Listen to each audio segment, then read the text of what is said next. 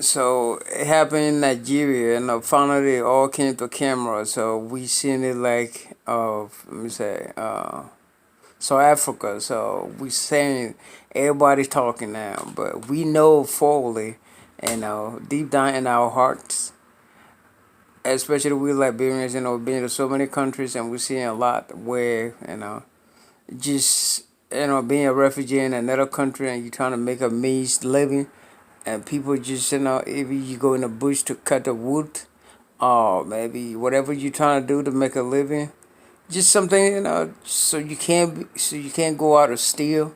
People still trying to stop you and hunt you out of the bush, and sometimes want to cut you with cutlass. And I mean, so many countries we've been to, especially we Liberians, we know, places like Ghana and Ivory Coast, and people have been run behind with cutlass out of the bush and all type of things. So, but I'm glad it's happening, even though it's not a good thing, but it's happening so that maybe we can address these kind of issues, so we Africa can know that Africa is for all African, and not to trying to profile the people like they're different.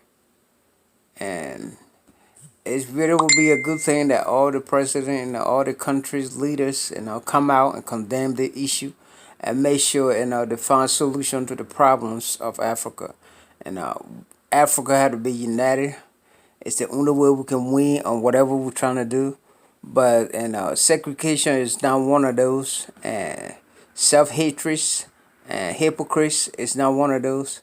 We have to love one another. If a Nigerian went to Liberia and did something wrong, and it should be taken to the law, and that person should go through the procedure. If they're guilty, if they had to go to jail, to go to jail. If Liberian go to Nigeria and cause problem and follow the law, the law take your core. If you lose, if you're guilty, if you had to go to jail, he go to jail.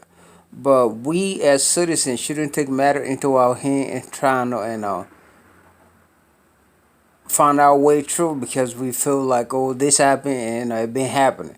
If you see something happening and you know it's wrong, report it to a police station or policeman or lawmaking body, so they can be able to take care of that issue. But the idea, people trying to take law into their hand, it make you look awful and ugly. And I think it's one of those things that happen that we all talking about. But the same thing happened in South Africa, been happening years or after years all around Africa.